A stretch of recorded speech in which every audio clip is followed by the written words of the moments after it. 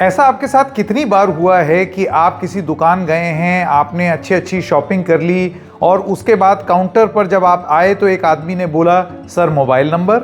फिर आप या तो वो मोबाइल नंबर ज़ोर ज़ोर से बोल देते हैं 98 फलाना फलाना फलाना फलाना, ठीक है, पूरी दुनिया सुन रही है कि आपका मोबाइल नंबर क्या है। या फिर आप ये बोल देते हैं कि नहीं मुझे नंबर नहीं देना है। अब ऐसे वक्त में दो चीज़ें हो जाती हैं, या तो आपको दुकानदार ये बोलेगा देख लीजिए सर वो एक्चुअली ये प्रमोशन स्कीम थी, इसमें आपको ये डिस्काउंट मिल जाएगा, वो हो जाएगा और उसके बाद लॉयल्टी बोनस हो जाएगा, इतना आप माला माल हो जाएंगे कि उसके बाद एकदम अशर्फियों से भर उठेगा घर। फिर आप मजबूर होकर के सोचते हैं अच्छा वाह फ़ायदा, ये लीजिए मेरा नंबर 98 फलाना फलाना फलाना। फिर दुनिया सुन रही है आपका नंबर। या फिर और तमाम चीज़ें, जैसे कि आप किसी सोसाइटी में आजकल घुसे, वहाँ पर आपसे नंबर लिया जाता है, कहीं भी आप चले गए वहाँ आपसे नंबर लिया जाता है और ये बताया जाता है कि ये तो मैंडेटरी है।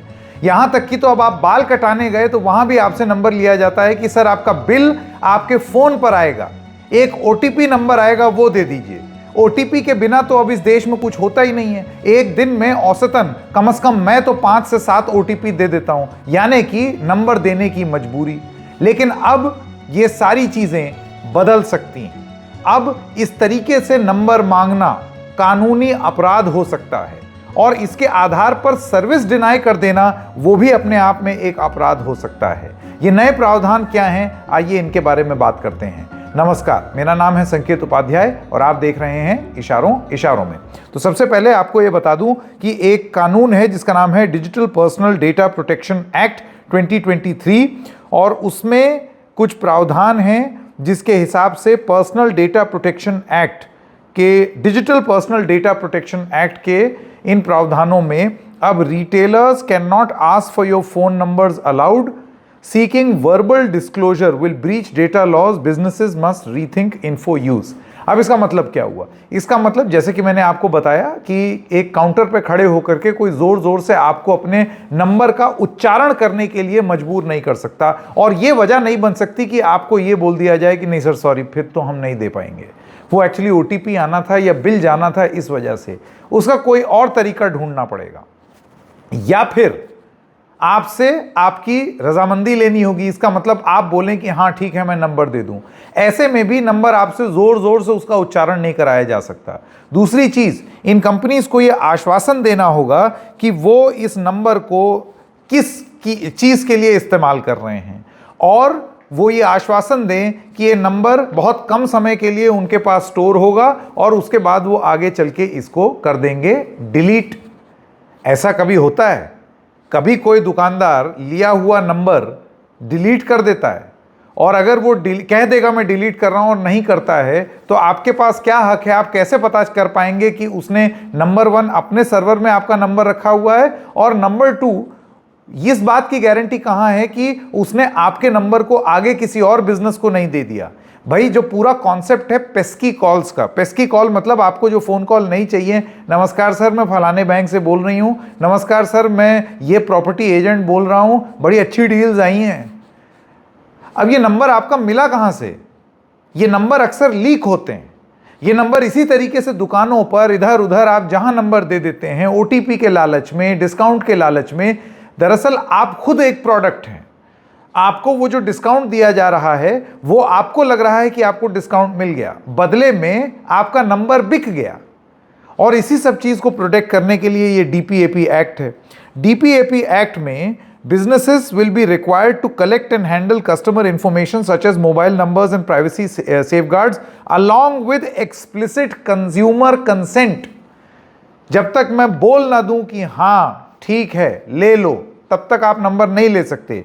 उसमें भी organizations will be required to share the reason for data collection, duration of storage and prevent unauthorized use of leakage of data। यानी कि साफ साफ नंबर लेते वक्त ये बताया जाएगा कि हम इतने समय के लिए डेटा रखेंगे, हम आश्वस्त करते हैं हम आगे डेटा नहीं पहुंचाएंगे या फैलाएंगे और आपका नंबर लेने का मकसद ये है।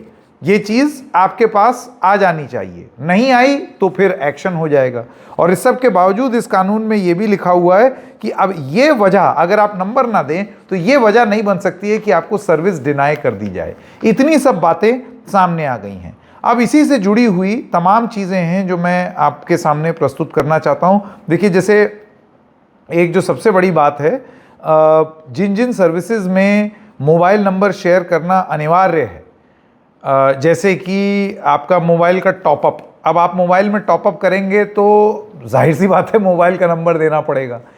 आप ऐसे तो कह नहीं सकते कि जाओ मैं नंबर नहीं बताता टॉपअप कर दो, तो उसमें तो नंबर देना होगा, तो ये उसके ऊपर लागू नहीं है। या फिर जैसे कि डिजी यात्रा हो गया, या फिर और कुछ इस तरीके की महत्वपूर्ण सेवाएं, भारत सरकार की कुछ महत्वपूर्ण सेवाएं जिसमें आप वो कंसेंट दे रहे हैं। देखिए, ऐप में कंसेंट देना और उसके बाद वो टर्म्स एंड कंडीशंस को साइन करना, वो नियम अलग है। लेकिन मौखिक रूप से आपसे नंबर ले लेना, ये सारी गणित उसके लिए हो रही है।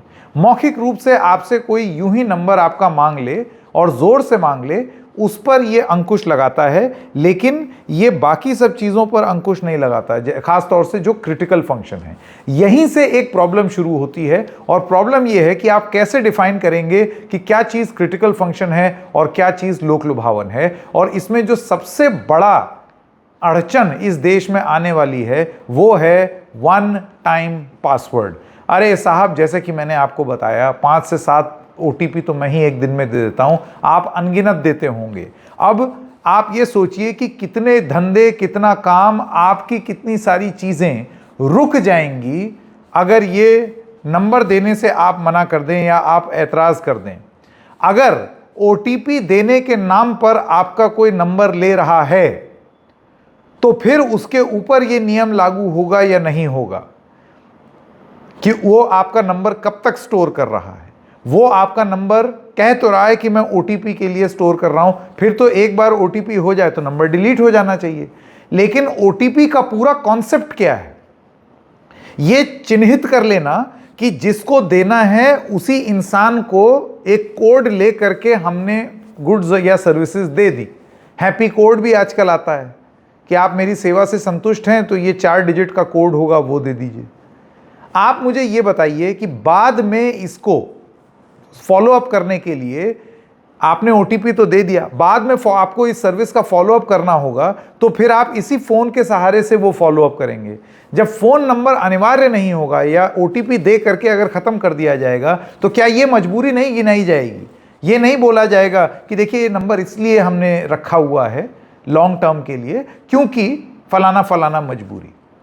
तो सबसे बड़ी बात यह है कि क्या इस कानून का, ये जो नया कानून आ रहा है नंबर मांगने का, अलग अलग तरीके से नंबर मांगने का, उसमें आप ये ज़रूर कह रहे हैं कि भाई इस तरीके से आप ज़ोर से नंबर नहीं मांग सकते हैं, लेकिन अपने बिजनेस को आगे चलाने के लिए और लोगों को उनकी मजबूरी बताते हुए आगे चलाने के लिए क्या एक ऐसी स्थिति उत्पन्न नहीं की जा सकती है जिसमें इन ग्राहकों को ही ये बोल दिया जाए कि ठीक है भाई मत दो नंबर, जाओ फिर ये चीज़ नहीं मिलेगी, या अगर सर्विस मिलेगी तो उसमें ये नहीं हो पाएगा, और लोग मजबूरी में नंबर देने लगें।